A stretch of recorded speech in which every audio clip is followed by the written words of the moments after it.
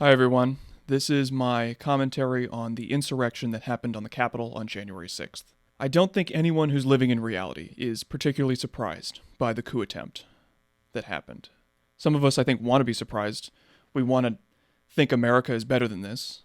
We want to not think that this is our country, but we know deep down this is America. It's as much America as jazz, baseball, and the various movements for equal rights. The negatives of America are just as America as the positives. I hope people get what I mean by that. Seeing a right-wing mob riot at the Capitol is just terrible, regardless of how emotionally prepared you were, even though we knew in the moment that the coup attempt would fail. I want to say up front that what I say in this video only applies to certain people. I've made videos empathizing with people who felt that they had no better choice than to vote for Donald Trump. This video is not about them. This video concerns the rabid MAGA people, the QAnon crazies, the white supremacists, and the militia weirdos. Unfortunately, this is many millions of people. For a specific number, I actually made a video on that. Description box, whatever, you know how to YouTube.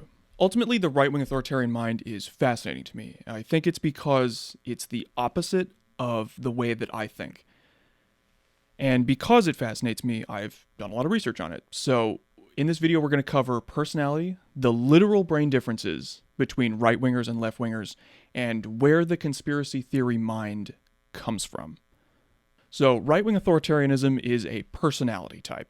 It's defined by three aspects: authoritarian submission. So you do what the dear leader says, you don't question the dear leader. The second one is authoritarian anger. So anyone who opposes the dear leader, anyone who opposes your group is the enemy. And the third one is adherence to tradition, which is all about fear of change. Most of the people who study this subject conclude that being a right-wing authoritarian is different from being an extreme version of a conservative. In other words, right-wing authoritarianism is not the conservative psychology on steroids. Right-wing authoritarianism is more of an addition to the conservative mind, which is the base. The Scientific American quote, "On the whole, the research shows conservatives desire security, predictability, and authority more than liberals do, and liberals are more comfortable with novelty, nuance, and complexity." The heart of the conservative mind is closed-mindedness, whereas progressives are more open-minded. Academics illustrate this by talking about how conservatives are more likely to stick to the type of beer that they like instead of going out and trying new beers, or how liberals are more open to new art forms. But the open versus closed-mindedness is so much deeper. Academics try not to show a bias to the point where they actually soften how they talk about the right wing and the conservative mind. I believe some would call that political correctness. The reason conservatives only understand a problem when it affects them personally, for example, they hate gay marriage until they have a gay son, is because they're so close-minded that they do not naturally project themselves into another person's perspective. And that's a major source of bigotry.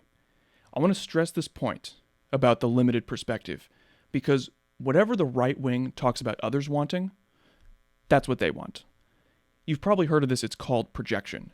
The best example is, the left just wants to control you. But it's the right that wants to police your sex life, whom you can or can't marry, what a woman can or can't do with their body.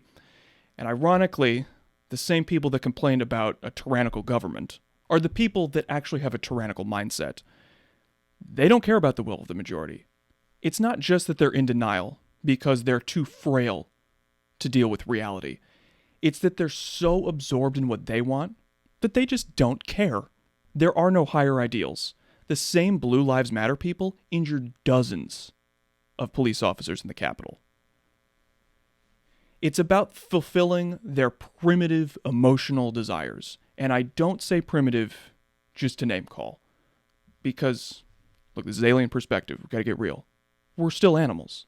As George Carlin said, we're just monkeys with baseball caps and automatic weapons. We're barely out of the jungle yet. Most mammals are authoritarian, and the leader is based off of who is the strongest male.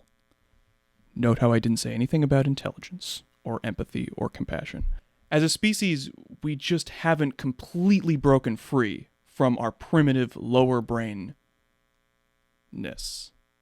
Lower brainness, that's a word. Scientific American. The volume of gray matter, or neural cell bodies, making up the anterior cingulate cortex, an area that helps detect errors and resolve conflicts, tends to be larger in liberals, and the amygdala, which is important for regulating emotions and evaluating threats, is larger in conservatives.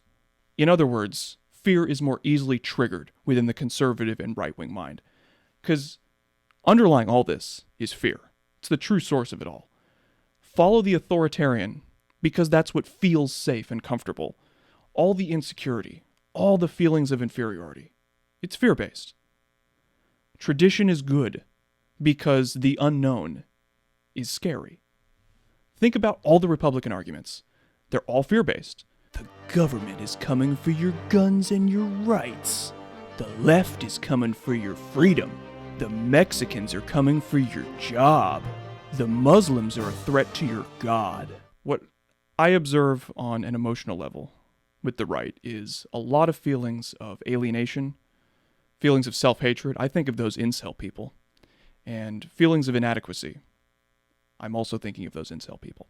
It's like there's this spiral of grievance and negative emotions that is never resolved. They got their guy in 4 years ago, and they're still mad. I promised you a bit on the conspiracy theory mindset that is very prevalent on the right.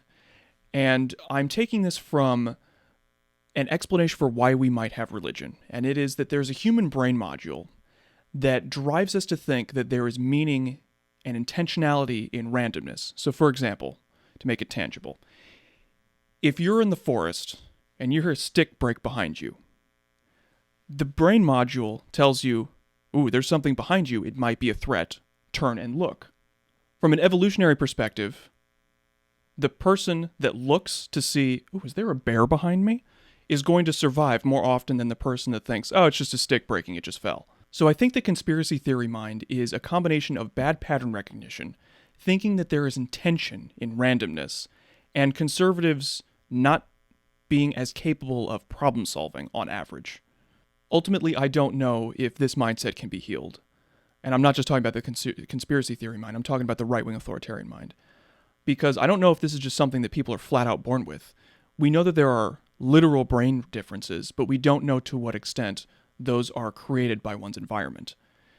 I'm not even sure if mental health counseling could help these people, assuming they'd even be open to that, which I think that they're far too insecure and close-minded to. So while education is a long-term solution, I don't know if we can heal the people that are already afflicted. I hope we can figure it out. I hope we can heal this, because the right-wing authoritarian mind is what's holding us back as a species. It's right-wingers in different countries hating each other that leads to all of our wars. These are the people that deny science and that try to stop progress at every turn. Take any pivotal moment in American history, the Civil War, every movement for equal rights, even the founding of the country, and you'll find that the right wing was always on the wrong side of history. I'm really optimistic about our species. I think we have a lot of potential. Intelligent life is super rare. We might be the only intelligent life right now in our gigantic galaxy. But we need to grow out of the right-wing authoritarianism if we're going to make it. Support independent media by liking and sharing this video and by clicking subscribe. This is Alien Perspective. Thanks for watching.